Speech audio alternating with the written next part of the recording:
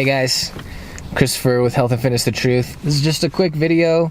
I want to address something that happened after one of my last videos came out. My brother has been watching some of my videos, specifically the ones about nutrition, and he called me and left me this voicemail. He was like, so I'm sitting here with my family, we're eating our refined white bread and we're smearing our Crisco peanut butter on it. And he's like, I just want to know, have you been able to find some kind of whole wheat bread that isn't as dense as a brick or tastes like the sands of Sahara? And so I just want to address that. So first of all, Eric, thanks for watching my videos. Second, I want to answer that question a few different ways.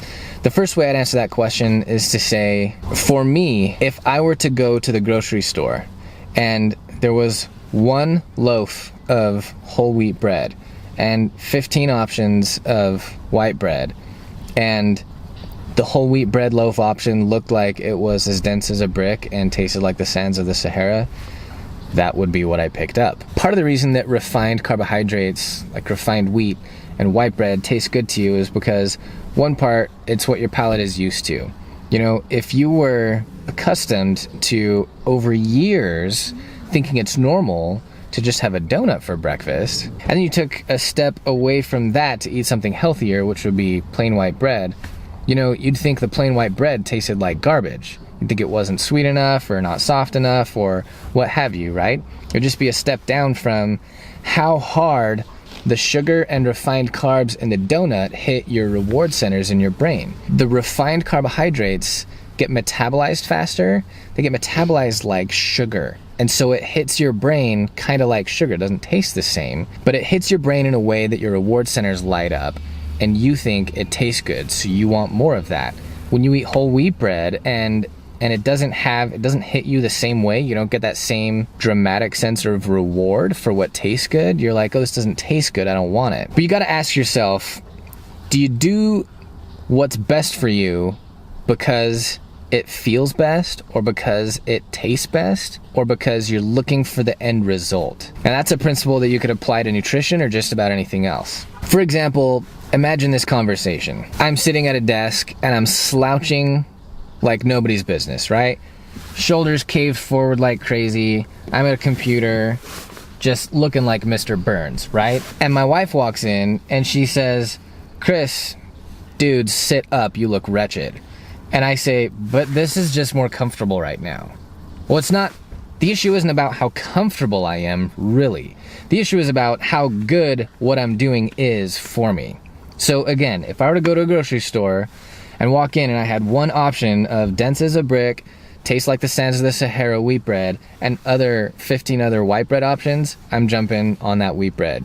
Just because that's a choice that I've made for myself. Everything else isn't an option. Second part I want to answer this question is, we're at Super Target. We're gonna walk in and we'll just look at the options, okay? There's plenty more than garbage wheat bread options, okay? In fact, and it might be because this is all I'm used to and I don't really do white bread. I don't remember the last time I had wheat bread that tasted like the sands of the Sahara or was as dense as a brick. Now, I want my bread to be more dense than a loaf of Wonder Bread, because a loaf of Wonder Bread is air. There's nothing to it, okay?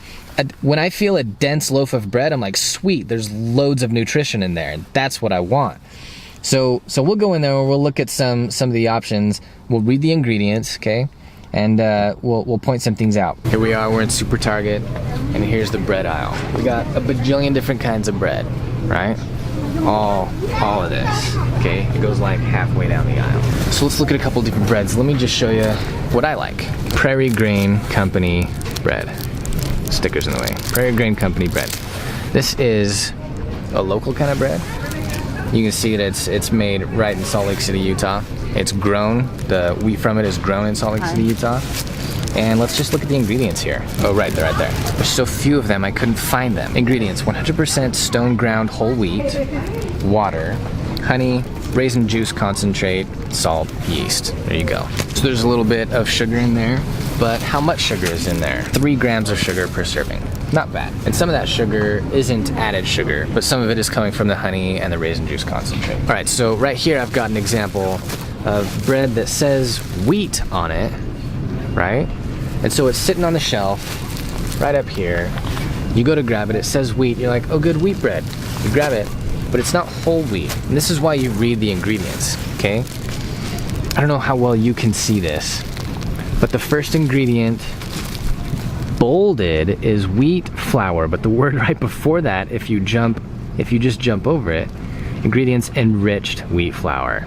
And enriched is just another word for refined, okay? It means they stripped the bran and the germ, and so you lost all the fiber, and you lost all the vitamins and minerals, and so they have to add it all in the ingredients. In fact, let's read it.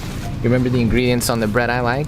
It was like 5 ingredients. Whole wheat flour, water, raisin juice, honey, and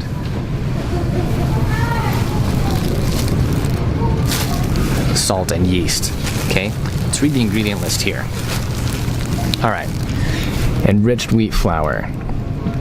Enriched wheat flour consists of flour, malted barley flour, reduced iron, niacin, thiamine mononitrate, riboflavin, folic acid. That's enriched wheat flour. It's the flour followed by all the vitamins that they spray on it in order to make up for the vitamins that you lost when you took the bran and germ away from the endosperm of the wheat. And then we've got water, and then they throw in some whole wheat flour in later, and then after whole wheat flour you've got wheat gluten, just the gluten. It thickens it in a certain way. Cellulose fiber, gotta add fiber since you took the fiber out of it. Wheat bran, putting that back in. Modified wheat starch. Modified wheat starch is another way of thickening the dough. It's just another way of refining stuff.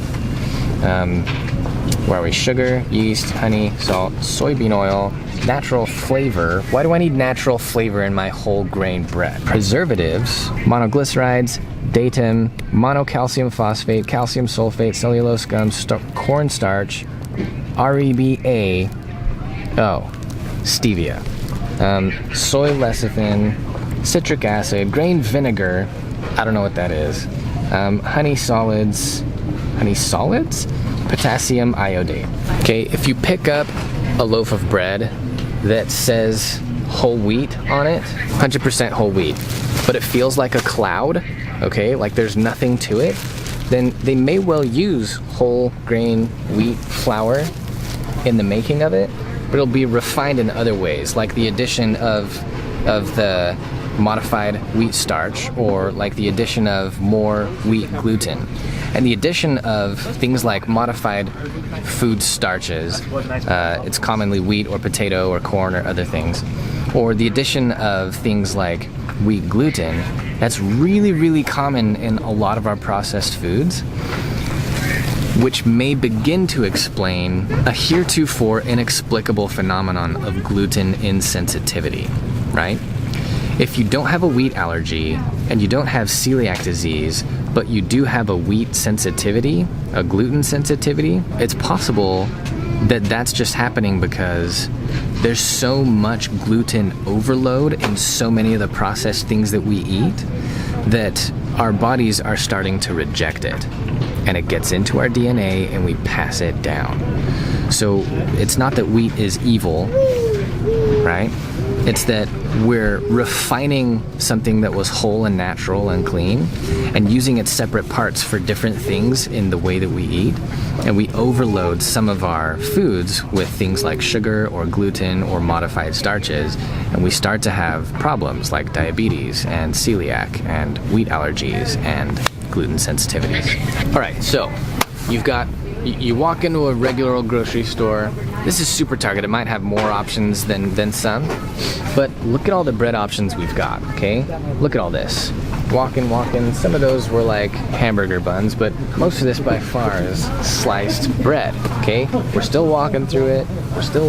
Most of what we're seeing now is whole grain options, okay? At the end here, we've got some bagels. So we've got literally dozens of options. Again, this prairie grain stuff is what I prefer, but you'll see all kinds of awesome whole grain wheat options for bread. You can pretty much pick one and go. they don't really make bricks for bread anymore. So just pick one and run with it. It'll probably be great. The third way I want to answer this question is, or address this issue is this. I don't want anybody to watch my videos which are aimed at educating you about optimum health. I don't want anybody to watch these videos and feel like, oh my gosh, look at the gap between the way I'm eating and what I could be doing or what Christopher's doing. I don't want anybody to feel like they're sucking at life or totally dropping the ball on nutrition because they're not doing everything that I talk about in my videos. We've been raised in a society where refined and processed foods are the norm. You can go from breakfast to dinner to midnight snack and have normal foods, some of which are labeled healthy, and the whole day be eating refined, processed kind of garbage. And that's normal. So don't feel bad because of a gap between the optimum health that I'm talking about and wherever you're at, whoever you are. Because I understand that you might be watching these videos and miles away from optimum health. I don't want you to feel like you're seeing everything I'm talking about as a list of things you're failing to do. I want you to see a list of options ready for you to move forward to when you're ready. And I realize that today might not be the day that you're ready, and that's okay. I'm all about progress, not perfection. So look at the smorgasbord of things that you eat and pick one thing that's not serving your health. One thing, right? Don't make it your favorite thing. If your favorite thing in the world is ice cream, don't pick ice cream, okay? But pick one thing of the smorgasbord of things that you're eating that aren't optimum for your health, and just say to yourself, I think I could go a few weeks without that. That's all. And it might be white bread, or it might be sugary granola bars, or it might be Cheetos or French fries, or whatever it might be, right? Just tell yourself, I can go a few weeks without that. And then once you've gone a few weeks without it, not trying for perfection, right? Just one thing at a time. After you've gone a few weeks without it, now ask yourself, am I okay? Yeah, I think I'm okay. Maybe I could go another week or 2 or 3 without that thing. And pretty soon, what you'll find is you're totally okay without it. And after a while, you won't want it anymore. You won't have the craving for it. So let me address this issue one final way, and that is this. When you get your palate used to optimum health, other options don't feel good to your body. A prime example for me is soda, okay? When I was about 14 or 15, I decided I didn't want to drink soda anymore. And it was hard because I was hands down addicted to Coca-Cola, okay? Like withdrawal symptoms, headaches, shakiness, feeling weak, all that business, right? For weeks, I was feeling withdrawal symptoms. It was bad. It was enough to tell me that I never wanted it again, frankly. Now, eliminating any any unhealthy habit won't hit you that strong. But what happened in the end was I was away from soda or carbonated drinks for long enough that when I had one months later or years later, I don't remember how long it was, but when I finally had one after a long time of not having one, it was literally painful. The carbonation, the acids in that soda were painful on my throat. Watching me, you would have thought I'd had a strong whiskey or something, because it was like, man. Your body acclimatizes to optimum health options if you just give them the chance. Thanks for watching. Hopefully this answered some of your questions. Hopefully nobody watches my videos and just feels this huge gap between optimum health and where they are and feels like they're failing at life, okay? And hopefully this answered some of your questions, and if you have any questions that I didn't talk about relative to this topic, go ahead and leave them in the comments. We can have a discussion about it. Please like this if you liked it. Please subscribe to this channel if you think you could learn anything from it, and we'll see you in the next video.